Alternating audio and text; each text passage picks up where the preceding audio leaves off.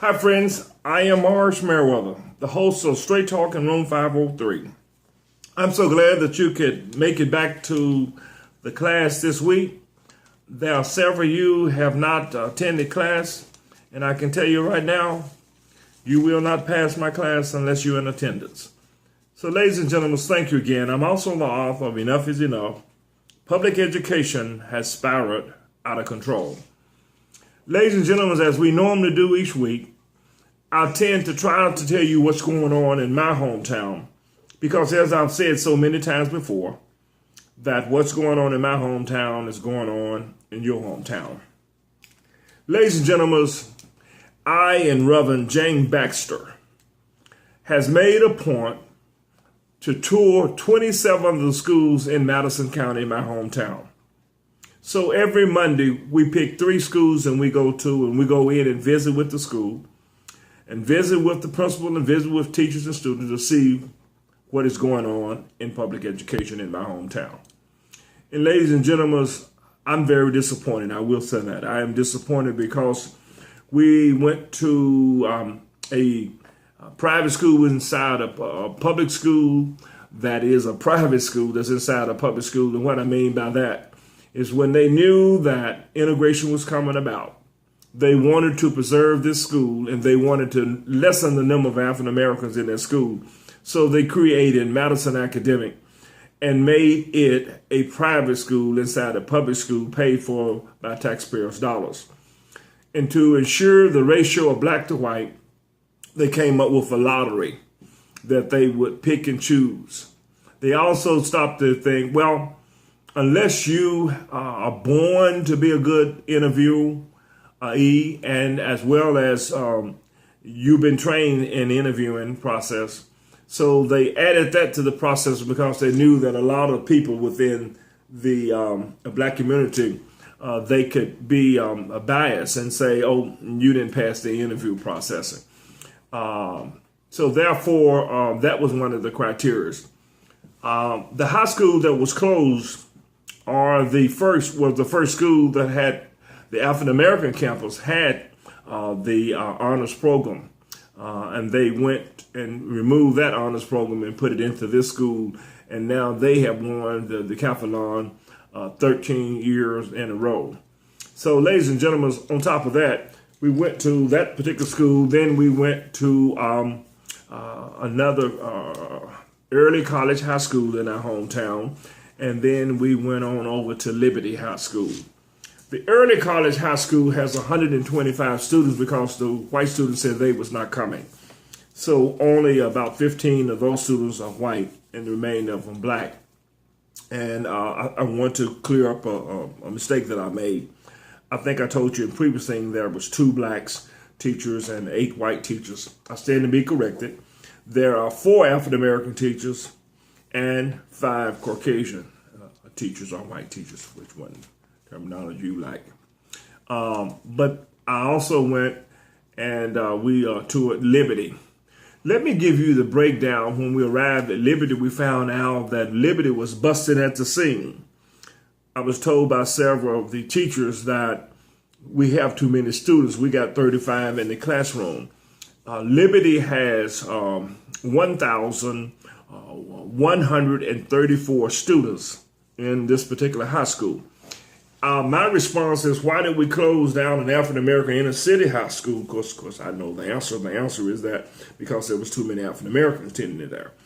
And then we put them into Liberty, and I said, well, how in the world did they get that many students over here? And the one lady reminded me, Mr. Merriweather, they redid the zone line. So they fixed it so that they could lessen the number of students attending the African-American school while increasing the population at Liberty. Therefore, they was able to say, we need to close this high school, not telling the rest of the story, which is that whites does not want to go to the inner city schools. And so therefore, we're going to create a zone, and then we're going to allow this mess to happen. All of that is done while Black America was asleep at the wheel, and this was going on. At Northside School, which is another high school in my hometown, it's 50-50, 50% white, 50% black, but that is because of that zoning as well. Now, Southside High School has always been predominant white. Even with the integration, it has not helped.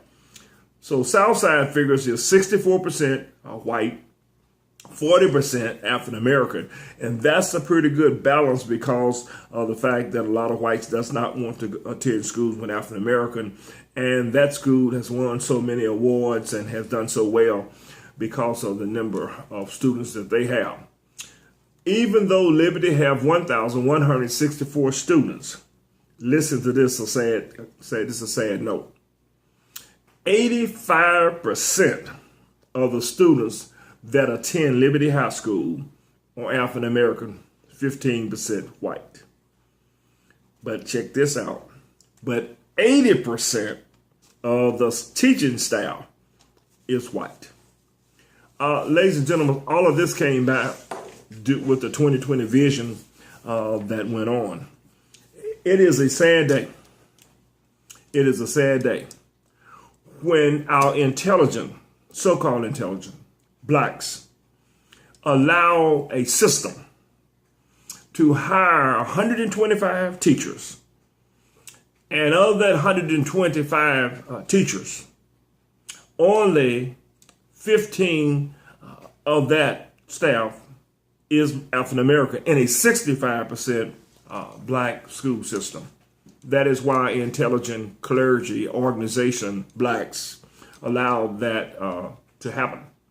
So, ladies and gentlemen, please, when you hear people say, I'm an educator, that don't mean that they're not a fool. That means they educate in a certain area. That don't mean that they're real smart. Because if we had all of the smart people who said that they're smart, then why in the hell are we in the shape that we're in here in Madison County, that students are reading on a third grade level? I'm going to explore and move out a little further and tell you about what other systems is doing as well. And this is not going to stick on Madison County. In the central office, there is not one African American in administration. So if a person of color wanted to go and make a complaint, they would be met on uncomfortable ground, because they're certainly, if the person that they're complaining about is of a non-white, is white, then they would not find a sympathetic voice in the central office. And so that was by design. That just didn't happen. That was by design, where our intelligent African American community continues to sleep. So that's a sad occasion that a young black male gets inspired to be administrator in our central office, because he has no one to be a role model for him there. And then with 65% of the teaching staff being of the white persuasion in a predominantly black school system, there's a reason for that, ladies and gentlemen. That's to make sure that we're bringing in young, and everybody needs to work, young black, young white, young Hispanics needs to work, but you're bringing in very young, inexperienced teachers into a system to deal with students who are already reading on the third grade level, and they're supposed to come in and work with them. As you heard me say on many occasions, if you do not have a relationship with the students, they're not going to want to do well. So that's why as we go around and visit schools, we see a lot of kids with the head on the desk. And in fact, Mr. Baxter knocked on one of the teacher's doors and said, that young man right there is sleeping. Oh, thank you.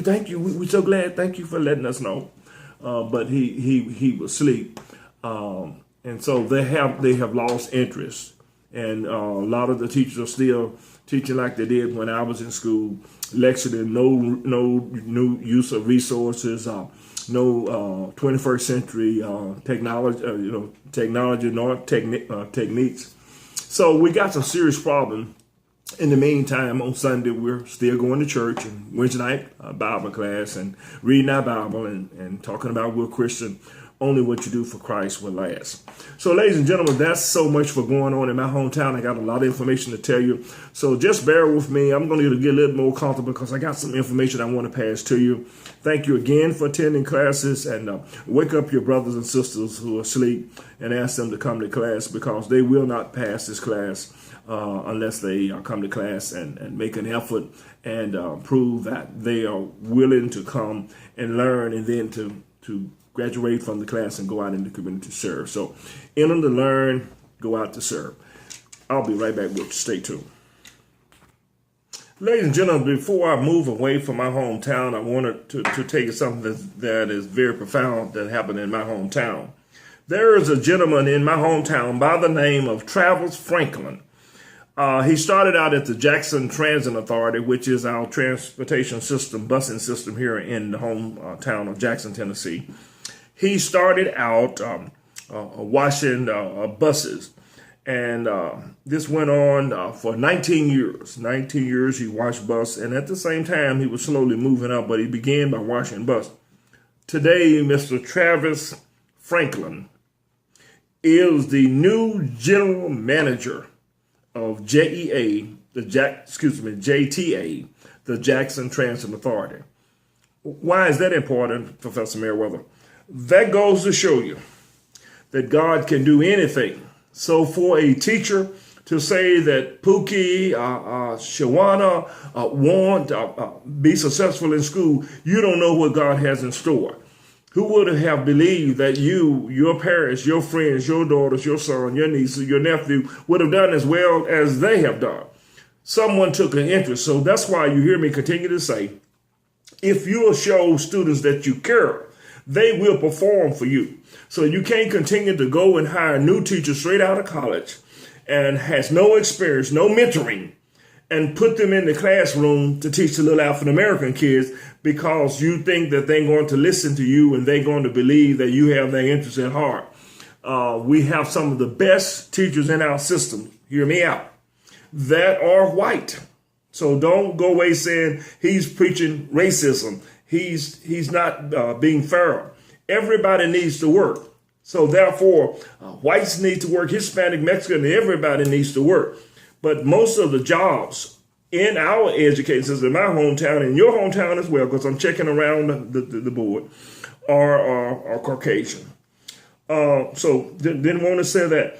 Didn't want to let you know about Mr. Travis. So I am very, very proud of Mr. Travis.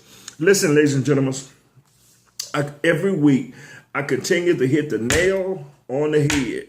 It's just that the nail doesn't seem to be going in because I'm not getting enough people and feedback of people who wants to join the revolution to try to change things to make it better for public school and for kids in your hometown.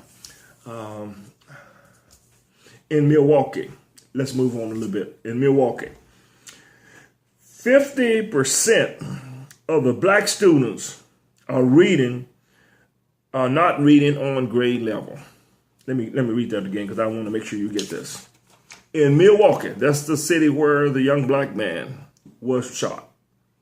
50% of the black students are not reading on grade level.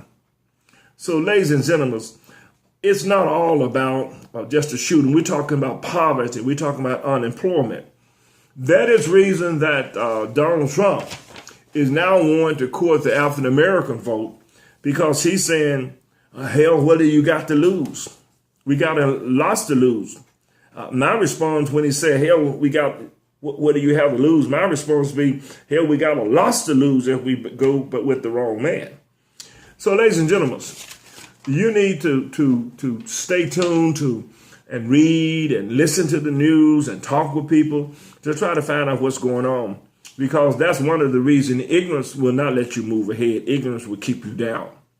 There are more African Americans in jail in Milwaukee than anywhere in the world. Do you see anybody talking about that? Do you see any movement in that? And so, ladies and gentlemen, when our students go to school and they are not learning and they come out and they can't get jobs, they turn to drugs and violence and gangs, some of them, not all of them. And this is why you see the killing and the shooting.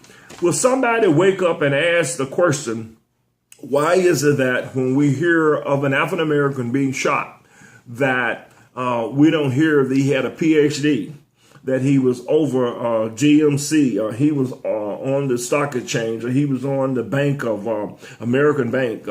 Why don't we hear that? We hear that, oh, he has a record of shoplifting, stealing, and shooting, and running from the law, and all that kind of stuff. So education plays a role. If I go to myself, if I would have not had parents and God blessing them to inspire me, and the whole neighborhood trying to talk to me about, boy, quit doing that, get off of that, don't do that, you know your parents don't want you doing that, putting me in Sunday school, making me go to church, making me read the Bible, I don't know what I would have turned out. And guess what? If someone hadn't taken an interest in you, you don't know what you'd have turned out to be. And let's be frank, let's just keep it real, okay? I call this here a policy for profit. 19 blacks have 19% of the blacks receiving traffic tickets. This is in Milwaukee. 69%, of the blacks doesn't have license, because once they ticket them and brought them to court on traffic offense, then if they did not pay it, they suspend their license. And so you got people driving around with no license, because so when they have wrecks or when they stop them again for something, then they ended up putting them in jail. So, ladies and gentlemen, check this out. $77 million in profit for the city of Milwaukee for pulling African Americans over. And we still pretending nothing is going on. Nobody's joining the bandwagon but a couple of the ministers in my hometown. And in your hometown, we got to get serious, ladies and gentlemen, if we really care about the kids, and quit lying. Some of us are going to bust hell. Some of you out there are going to bust hell wide open for all the lying that you're doing, that you care about kids, and you won't go to the board meeting. You won't call the superintendent. You won't come and vote. A small percentage of African-American votes as voted, as well as some whites in my hometown. And they ain't voting no better in your hometown, because I'm checking the statistics there as well. There are more African-Americans in jail in Milwaukee than anywhere in the world. Ladies and gentlemen, isn't that something? Let's move to Chicago. In Chicago, 74 of the victims who are locked up, 74 of the people that are 74% of the people in Chicago that are locked up are African American. 14% are Hispanics. You know, it stands to reason to me that since we got this struggle and fight going on, the Hispanics and African American would join forces, we could go after those good old boys and those people who are holding both of us down. But the Hispanics don't want to have anything to do with African American. They, in their mind, says they better. How you better? And he's got 1 foot on me and 1 foot on you, and neither one of us can go anywhere. Think about that. That's crazy. That's a mentality problem. Okay. Ladies and gentlemen, it's saying also that African Americans are 4 times more than white to be stopped in their vehicle search. And so, ladies and gentlemen, there's a lot of disparity that's going on in America, and it's just way out of shape. Listen here. When people of color try to tell us that people of non-color, but I meant to say I made a mistake, tried to tell us and tell me, Mr. Merriweather, it's not about racism. What? The whole country was built on racism. The system was built to keep black people down. Slavery started in 1619. America came out in 1776. Good history. How do you think that a system that was created to hold African Americans down, that all of a sudden they want to do the right thing? It took 100 years for us to be free, 60 more years for us to be integrated, and an additional 10 years before we was able to vote. So we must stop saying that the system is for us. It's time for us to wake up. Ladies and gentlemen, the father of the young man that was killed in Milwaukee blamed himself. He said that he was the wrong role model for his son. They asked him why. He replied by saying, being on the street and doing things of the street, drug dealing and pimping. So he did not set a good example. Ladies and gentlemen, who are your first role models? Your first role models are your parents. And if your parents are not doing right and not showing you what's right, 9 out of 10, this child is going to go in a different direction. We must become better role models for our children. Ladies and gentlemen, have you been keeping up with the Olympics? Ladies and gentlemen,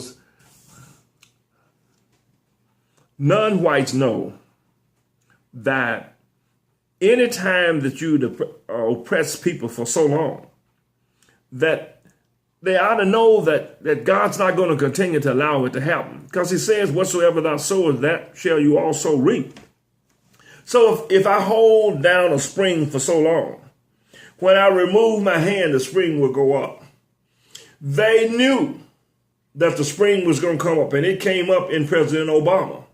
It came up in a lot of senators and Congress and lawyers. So that is why that there's not a big concern about African Americans not reading on grade level. Because as long as they can read and write, that is why CCA, a private, for-profit jail corporation, is on the stock market. People are betting on the locking up of African American students. And the black community is quiet. The NAACP not doing anything. Sororities and fraternities, they having their Founders Day and everything. College presidents are not coming together to discuss it. But we got to do something different, ladies and gentlemen. But look at this. You know, they used to say that black folks were afraid of water. Some of us still are.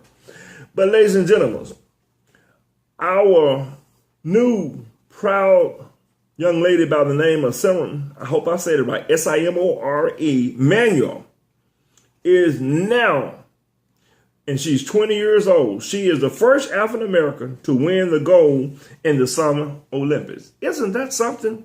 Ladies and gentlemen, anybody know that if given a chance and God be for you, who in the world can be against you? Now we have the #1 swimmer. Ladies and gentlemen, a young lady by the name of Simone Biles, B-I-L-E, I hope I'm saying it right. 4'9". You know, there's not been a long time that we really was into being gymnastic. But ladies and gentlemen, this young lady, 4'9", won not one, 4 gold medals in gymnastics.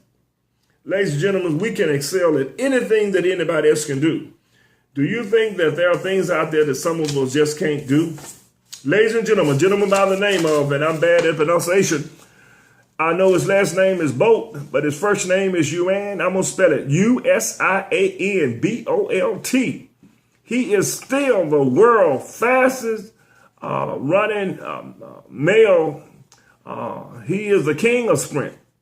And so, ladies and gentlemen, he is the only man or woman to win the Olympic 3 times. So our good old boys and the powers to be know if we get the opportunity, we can do anything that we want to.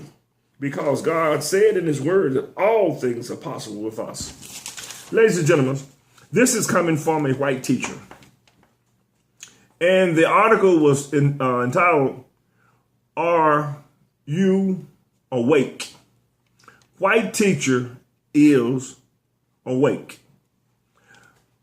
Maddie Farrell, F-R-E-N-E-L-L, National Board Certified Teacher, has been an elementary teacher in Omaha.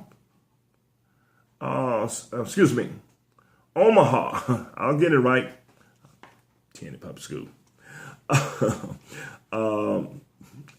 That was just a joke because I think I really got a real good education because I was determined. That's the reason I went to integrated school among the first blacks because I wanted to make sure I got a good education. And with God helping my parents, I persevered. But in the Omaha public school system for 27 years, keep in mind, this is the white teacher that's talking. Over 95% of the students that she's taught are children of color. She has called her friends and family who make racial jokes and comments about African American students and have chastised them.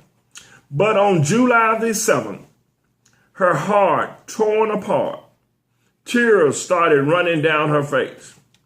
She stated that at 6:45 on July the 7th, while she was putting on her makeup, she was watching at the video where the young man got killed in Milwaukee.